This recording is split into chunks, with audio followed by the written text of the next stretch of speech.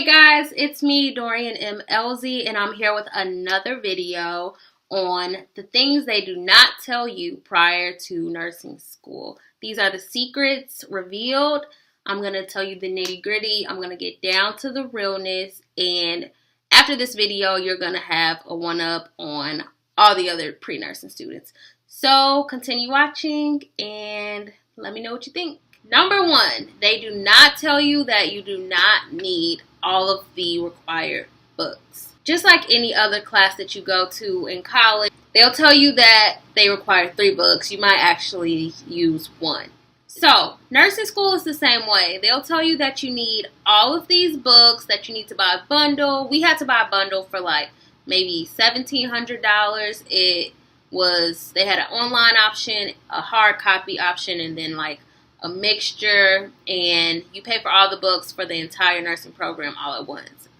That was our program, and what I did was I split the cost with a friend. So we got the online books and we just shared the username and password, but we split the $1,700 in half. This is a cool way that you could save money and still get all of the books. By any means did I use all of those books. I probably used half of the books in the bundle for class, for studying, etc. But I have all the books if I needed it for an assignment or something. So my advice to you would be to wait it out a little bit. Go to class for the first couple of weeks. Some professors will cram everything you need to know into the PowerPoint slides, so you won't need to go to your book. Later on in the nursing program, I noticed that less and less will be on the PowerPoints or presented to you in class. So I would say starting out, you probably don't need the books. You could probably get away with the PowerPoint presentation. But every school is different. Every professor is different. So ask around, ask the people that graduated or the people a semester ahead of you what they thought, and save yourself some money. Number 2, they will not tell you the key points for the exam. In nursing school, they like to clutter your brain and see if you can pick out what's important. So what they're going to do is give you a presentation. They're going to include so much pathophysiology and just things that you really don't need to know as a nurse, maybe as a doctor or as a pharmacist. These are things that you have to know, like the deep cellular level information. They're going to tell you all of that, and they're going to tell you the nursing care. You're going to go home and you're going to study, and your studying is going to take hours because you're going to be studying everything. Don't do it. Don't let them fool you. You need to figure out early on what's important. Example, if you're learning about heart disease, and heart disease is basically a narrowing of the arteries going to the heart, so you're going to have a decrease in oxygenated blood flow. Now, what they're going to tell you in class is that very definition, and they're going to tell you the cellular level, like how the cells are going to react to heart disease, and just a lot of unnecessary information. In my opinion, nurses do not get down deep into that level. It's just, no. Sure, it's probably nice to know. If you have a little extra time, go over it, but you won't see it on the exam. You might see one question, and it's going to be the simplified version. It's not going to be the in-depth chemistry, pathophysiology version that the book will go into depth about and that some of the professors will go into depth about to trick you up. Number 3, find a squad and stick together. They do not tell you to do that in nursing school. They are going to promote working on these assignments alone. Don't do it with anyone else. You cannot do it, blah, blah, blah. No. When there's a case study due, pair up with your friends and kind of go over answers together. I'm not telling you to cheat or anything like that. I'm just telling you it will be less stressful if you come together on some of these bigger assignments that are worth a big chunk of points. Because if you do it alone and you don't really know if your answers are right and you get a 7 out of 15, you got half the points. what is that going to do to your grade? Your grade's going to go down. So now you have to do even better on the exams in order to get a passing grade. So if you just, from the beginning, start with your friends, split the work together, commentate about different things that you're thinking for certain answers, and put as much information as possible. Don't ever simplify your answer in nursing. You want to put as much information in those answers as possible so they know when they read your answers that you understand the information. Number 4, what they don't tell you in nursing school is that you can get into the program with a lower GPA than their average. So on the website, it's going to tell you the average GPA that they accept, and it's going to be really high, right? For my school, it was a 3.8, I think. A 3.8, 3.9 was the average accepting GPA. So a lot of people didn't apply because they said, well, I have a 3.7, I can't get in anyway, I'm not going to apply. It's not true. That is a myth. I got in with a 3.6 GPA, okay? Let me tell you, 3.6. I'm here. I'm doing fine. I get A's and B's on everything. I'm not failing. No. I got in because here's how it works.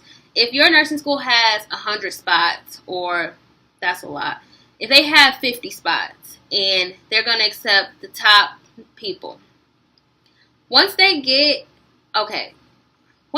to a certain number, like maybe all 20 people have straight A's, those first 20 people who got straight A's are getting in. Boom. Then they go down to 3.9, then 3.8, then 3.7, and they keep picking from the list. You never know who is applying. There can be a lot of people with high GPAs. There can be a mid-range. There can be a low range. You can be in that range is what I'm saying. It is very possible. Always apply. Applying will not ever be a bad thing. So don't take failure as an indicator that you shouldn't be a nurse, because my first time I did not get in, let me tell you, but that is another video. The 5th thing that they will not tell you is that no one applies for nursing scholarships, and that if you apply, you very much so might get them. So for my nursing school, they would send out emails, apply for this scholarship, and we're opening the scholarships. Apply for those scholarships. Don't think that, oh, there's a lot of people applying, I won't get it. Apply. And guess what? When you apply, go to the nursing office and tell them that you applied. Tell them that you have a financial need. Talk to them, because 9 times out of 10, nursing schools are very small. They're very, what's the word I'm looking for? They're very personal. So if you create a relationship with the staff, the dean of students, the assistant dean of students, the nursing higher ups, they will look out for you. They don't tell you that. A lot of people don't use these resources, but you need to use these resources. I'm telling you, I got so many scholarships just from taking my butt to the office and telling them, look, I need money. I might not even finish nursing school if I don't have money. They love to hear that. Ding, ding, ding, you're going to get a scholarship. They're going to help you out. They want you to stay in the program. They don't want people to drop, in a sense. So always try to use your resources. In nursing school, they will not tell you that it is very possible for you to have a job and be successful in the nursing program. Will it be harder? Yes. Will you be able to work as much as you did before? No.